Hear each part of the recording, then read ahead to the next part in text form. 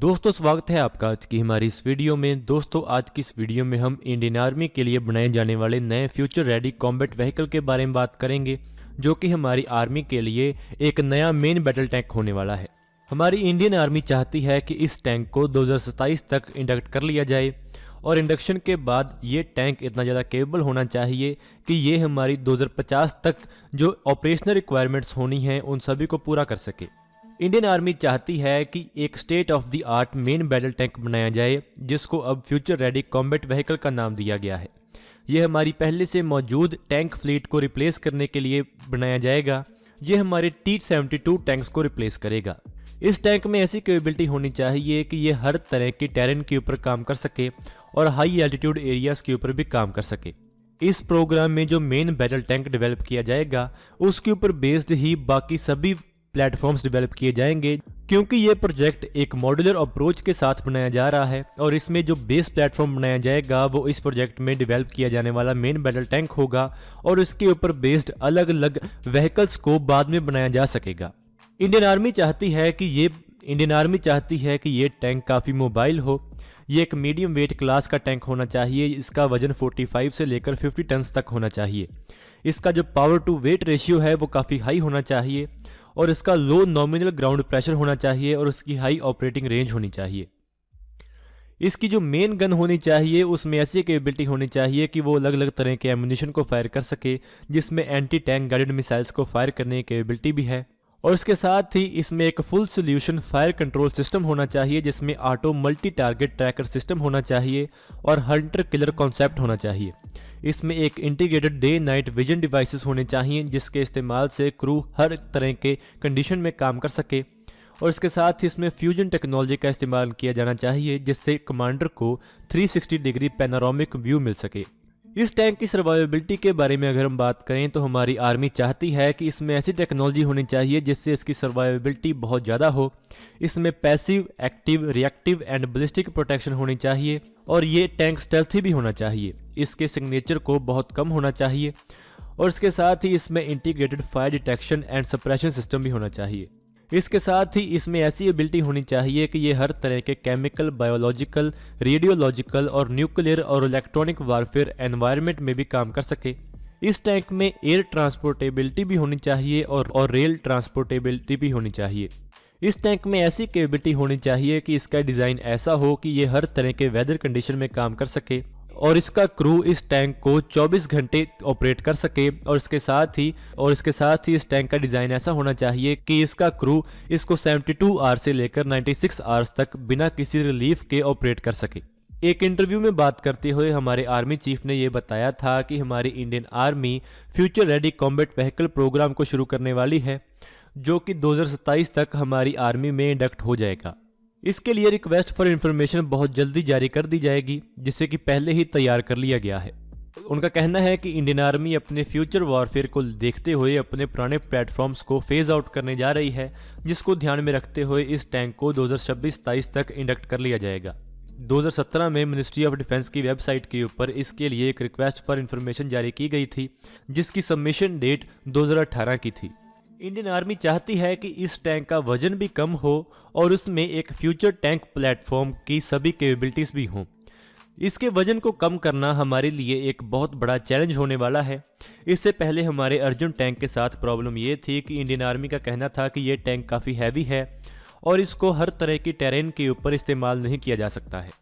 इस future main battle tank programme के बारे में अगर हम बात करें तो इस प्रोग्राम में हर एक टैंक की कीमत 30 करोड़ तक एस्टिमेट की गई है और इसके साथ ही अगर 2000 टैंक्स के मार्केट को लेकर देखा जाए तो इस पूरे प्रोजेक्ट के लिए इसका जो मार्केट है वो $11 बिलियन का होगा, यानी कि 60,000 करोड़ का होगा। शुरुआत में फ्यूचर मेन बैटल टैंक की कॉस्ट काफ़ी ज़्यादा होगी, क्योंकि शुरुआत में इसके डिज़ाइन और डेवलपमेंटल कॉस्ट को भी इसमें शामिल किया जाएगा। लेकिन जब धीरे धीरे इस प्रोजेक्ट को मास मैन्युफैक्चरिंग लाइन तक लेकर जाया जाएगा तब इसकी जो कीमत है वो काफ़ी कम हो जाएगी। यहाँ पर आपको बता दें कि अभी तक का जो सबसे ज़्यादा एडवांस्ड मेन बैटल टैंक है वो रशिया का आर्माता टैंक है, जिसने एक लेवल सेट किया है जिसको नए टैंक प्रोग्राम्स को सरपास करना होगा या मैच करना होगा। हमारी इंडियन आर्मी भी ऐसे प्रोजेक्ट से बहुत ज़्यादा इम्प्रेस्ड है और ऐसी रिपोर्ट्स थी कि हमारी आर्मी आर्माता टैंक को खरीदना चाहती है। लेकिन इसके बाद ऐसी कोई भी रिपोर्ट नहीं आई है कि हमारी आर्मी आर्माता टैंक को खरीदना चाहती है या नहीं। लेकिन ऐसा हो सकता है कि जो फीचर्स आर्माता टैंक में देखे गए हैं जिससे हमारी आर्मी इम्प्रेस्ड है, वैसे ही फीचर हमारे फ्यूचर मेन बैटल टैंक में भी हों। हमारे फ्यूचर मेन बैटल टैंक के जैसे ही रशिया का आर्माता टैंक एक मॉड्यूलर कॉम्बैट प्लेटफॉर्म है जो कि अलग आर्मर्ड वेरिएंट्स के लिए भी एक बेसिस के तौर पर काम कर सकता है। इसके ऊपर बेस्ड ही एक heavy infantry fighting vehicle develop किया जा सकता है और एक आर्मर्ड पर्सनल कैरियर डेवलप किया जा सकता है। इसके हल को 3 कंपार्टमेंट्स में डिवाइड किया गया है। इसका जो क्रू कैबिन है वो फॉरवर्ड में है और इसका जो अनमैन्ड रिमोट कंट्रोल टर्रेट है वो सेंटर में है और इसका जो पावर पैक है वो रियर में है, यानी कि पीछे है। जो ड्राइवर है वो लेफ्ट पर बैठता है और जो गनर है वो मिडिल में बैठता है और जो कमांडर है वो राइट पर बैठता है। इस टैंक के टर्रेट के रूफ के ऊपर एक मीटियोरोलॉजिकल मास्ट है, एक सैटेलाइट कम्युनिकेशन सिस्टम है, ग्लोबल नेविगेशन सैटेलाइट सिस्टम है और डाटा लिंक और रेडियो कम्युनिकेशन एंटीने हैं। इस टैंक में मॉड्यूलर आर्मर सिस्टम का इस्तेमाल किया गया है जो कि स्टील, सेरामिक्स और कंपोजिट मटेरियल से बनाया गया है। दोस्तों, जैसा कि हम जानते हैं कि इससे पहले हमारी आर्मी के लिए अर्जुन टैंक को डेवलप किया गया था, लेकिन अर्जुन टैंक के साथ उसके वेट को लेकर कुछ प्रॉब्लम्स थी। अर्जुन टैंक को लिमिटेड नंबर्स में इंडक्ट कर लिया गया है, लेकिन इसका एक improved variant Arjun mark 1A बनाया गया है। अभी इस नए टैंक को लेकर एक नया शक जाहिर किया गया है कि अगर हमारी आर्मी के लिए एक बिल्कुल नया प्रोजेक्ट शुरू किया जाता है जो कि future main battle tank project है, तो इसके बाद हमारे अर्जुन टैंक के जो ऑर्डर हैं वो बहुत ज़्यादा कम हो जाएंगे, क्योंकि इससे पहले हमारे पास मॉडर्नाइज्ड T90 टैंक्स अवेलेबल हैं और T90S टैंक्स अवेलेबल हैं। और इसके बाद अगर नया future main battle tank develop हो जाता है तो जो नए ऑर्डर होंगे वो नए टैंक के दिए जाएंगे और जो पुराना अर्जुन टैंक है उसके लिए जो ऑर्डर्स हैं वो बहुत कम हो जाएंगे। इसके साथ ही अगर हम हमारे नए फ्यूचर मेन बैटल टैंक के जो सेंसर्स और कम्युनिकेशंस हैं उसके बारे में अगर हम बात करें तो इसमें हमें एक active electronically scanned array radar देखने को मिल सकता है, जैसा कि T14 आर्माता टैंक में देखा गया है। T14 आर्माता टैंक में जो रडार लगा हुआ है उसमें 40 एयरबॉर्न और 25 ग्राउंड टैंक्स को ट्रैक करने की कैपेबिलिटी है और इन सभी टारगेट्स को वो 100 किलोमीटर की रेंज तक साइमल्टेनियसली ट्रैक कर सकता है। और इसके साथ ही इसमें जो ट्रैकिंग सिस्टम लगा हुआ है वो अपने आप ऑटोमेटिक फायरिंग सॉल्यूशन प्रोवाइड करता है और हमारी इंडियन आर्मी भी ऐसा ही एक सिस्टम चाहती है।